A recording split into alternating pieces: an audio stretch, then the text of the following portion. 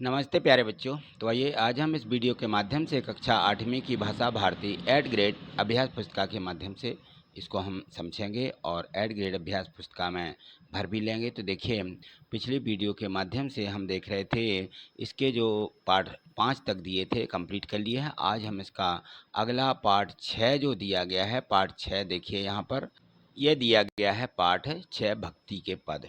इसमें पाठ के पूर्व की तैयारी के लिए जो दिए गए बिंदु हैं इनको आप ज़रूर एक बार अच्छे से पढ़ लीजिए और यहाँ देखें इनके बहुविकल्पीय प्रश्न दिए गए हैं, इनको समझिए। यहाँ पे दिया गया है कि जो मात्रक शब्द होते हैं दोहा में पहले तीसरे चौथे दूसरे चौथे चरण विषम यानी सम चरणों में भी कितनी कितनी मात्राएं होती हैं, चाहे वह विषम चरण हो माने 1 3 5 इस प्रकार से या 1 2 4 इस प्रकार से, है ना। ये सम और विषम स्थान कहलाते हैं, है ना। तो उसी के अनुसार पूछा जा रहा है कि कितनी कितनी मात्रा होती हैं। तो इसमें 13 और 11 मात्रा होती हैं। चरणवार मात्राओं की दृष्टि से दोहा का विपरीत छंद कौन सा है? तो इसका विपरीत पढ़ा जाता है सोठा। सोठा को विपरीत यदि हम लिख देते हैं तो वह दोहा बन जाता है। श्री राम की भक्ति करने वाले इनमें से मुख्य कवि कौन से हैं? तो आपको मालूम है श्री राम की भक्ति किसने की है? तुलसीदास जी ने की है, ठीक है ना। तो तुलसीदास जी को इसमें अपन भर देंगे। और इनमें से कमल का पर्यायवाची होता है पंकज, ठीक है। और इनमें शुद्ध वर्तनी वाला शब्द होता है वाल्मीकि, वाल्मीकि, ठीक है ना। तो ये बड़ी की मात्रा होना चाहिए वाल्मीकि, ठीक है। इस प्रकार से आपको सी वाला ऑप्शन यहाँ पे भर देना चाहिए, ठीक। चलिए आगे देखिए।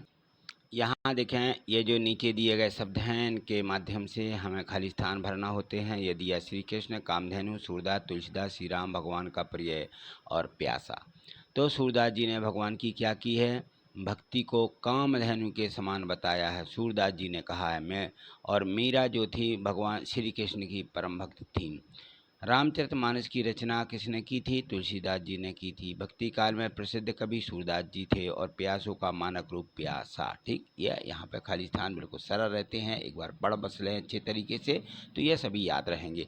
अधम का उद्धारक किसे कहा गया है? अधम का उद्धारक जो भगवान राम हैं उनको कहा गया है कि कोई भी व्यक्ति हो अधम से अधम यानी किसी भी प्रकार का व्यक्ति हो उसका उद्धारक भगवान राम ही करते हैं। प्रभु जी तुम घन बन हम मोरा, पंक्ति में घन का अर्थ क्या बताया गया है? इसमें बताया गया है घन माने होता है बादल। क्या बताया इसका अर्थ? बादल। गिरधर नागर किसे कहा गया है? गिरधर नागर भगवान श्री कृष्ण को कहा गया। किसको? भगवान श्री कृष्ण को। 14वां प्रश्न देखिए, इसमें दिया गया है कि मात्राओं की गणना बताइए। यह कौन सा छंद है कि फूल ही फल ही न बैत, यद्यपि सुधा बरसहि जलद, मूरख हृदय न चेत, जो गुरु मिलहि बिरंच सम। ये जो है सोठा छंद और इनमें 11 और 13 मात्राएं होती हैं। ये सोठा है, ठीक है। क्या है ये? सोठा। चलिए प्रश्न क्रमांक 15वां देखिए। 15वें प्रश्न में दिया है यहाँ पर, इसमें है कि रैदास की भक्ति किस भाव की है? उदाहरण दे करके समझाइए।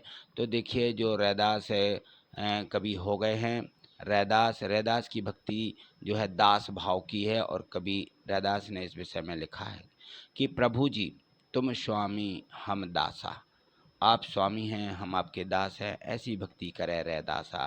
रैदास जो थे उन्होंने ऐसा अपने बारे में लिखा है, अर्थात हे प्रभु मैं आपका दास हूँ और तुम मेरे स्वामी हो। मैं दास भाव की भक्ति करता हूँ आपसे कि मैं दास हूँ और इस प्रकार की मैं आपसे भक्ति कर रहा हूँ। प्रश्न आगे देखें। इसका प्रश्न 17 दिया गया 16 दिया गया है। 16 में है, जिस प्रकार सूरदास जी ने मन की तुलना जहाज के पंछी से की है।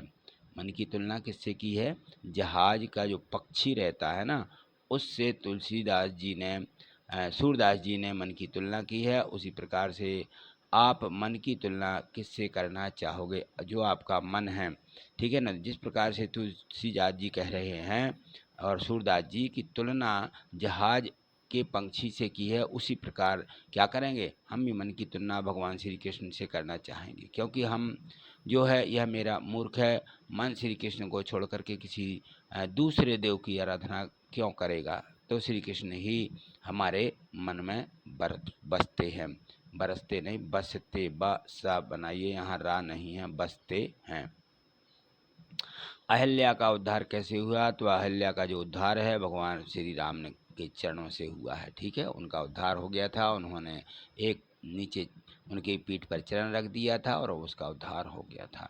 चलिए यहाँ देखें, प्रश्न क्रमांक 18 दिया गया है कि खर्चे नहीं कोई चोर ना लेबे, दिन दिन बढ़त सवायो। पद में आए तद्भाव शब्दों के तत्सम रूप लिखते हुए पंक्ति जो दी गई इसका अर्थ लिखा है। तो मीराबाई की ये पंक्ति, मीराबाई ने कहा है ऐसा कि खर्चे नहीं कोई चोर ना लेवे।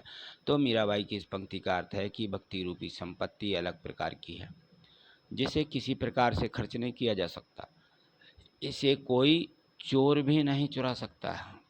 यह भक्ति रूपी धन दिन प्रतिदिन और सवायो होकर के बढ़ता रहता है, घटता नहीं है, बढ़ता रहता है। प्रश्न 19वां देखिए, इसमें है रैदास है, किसको नाम की या किसके नाम की रट लगाए थे और वे इस आदत को क्यों नहीं छोड़ पा रहे थे? तो रैदास को भगवान के नाम की रट लगी है कि है प्रभु, तुम्हारे नाम की लगी हुई रट किसी भी तरह से छूट नहीं सकती। तुम सुगंधित चंदन हो और हम पानी के समान हैं। चंदन की सुगंधित जल के साथ मिलकर उसमें समा जाती है, उसी प्रकार से उसी तरह से हे प्रभु, तुम्हारी भक्ति में मेरा अंग अंग डूबा हुआ है। हे प्रभु, तुम बादल के समान हो और हम मोर के समान हैं। हे प्रभु, मैं आपका दास हूँ और तुम मेरे स्वामी हो। इस कारण से रैदास अपनी आदत नहीं छोड़ सकते। ठीक है ना, यहाँ छा बना लीजिए, यहाँ पर छोड़ है, बोर्ड लिख गया है, तो छत्ते का छा बनाना, छोड़ न। ठीक है, इस प्रकार आदत नहीं छोड़ सकते हैं जो उनकी रैदास की भक्ति है उन्होंने की है। चलिए अगला प्रश्न है, हाँ यहाँ देखिए 20वां प्रश्न दिया है कि कालिदास के भक्ति काल के प्रमुख कवि कौन कौन से हैं, उनके नाम लिखें और किसी एक कवि के बारे में 5 पंक्तियाँ लिखें।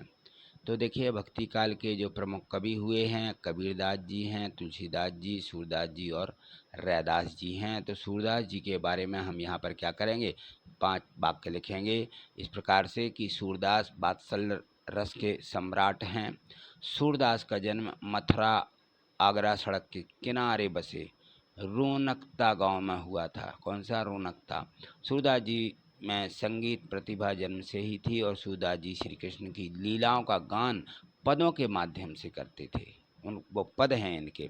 सूरदास जी ने सूरसागर की रचना भी की है। ठीक है, तो इस प्रकार से हमें इनके बारे में 5 वाक्य लिख देना है। ठीक है, तो ये दिए थे प्रश्न 1 से 20 तक के सभी प्रश्न आपने कंप्लीट कर लिए हैं इनको, और अपनी एड ग्रेड अभ्यास पुस्तिका में लिख लीजिए। और इसी प्रकार से यदि आप आगे समझना चाहते हैं और चैनल पर आप नए हैं तो आप चैनल को सब्सक्राइब करके रखें और प्रत्येक वीडियो को लाइक करना मत भूलिए। ठीक है, तो चलिए वीडियो को लाइक कर दीजिए। थैंक यू, धन्यवाद।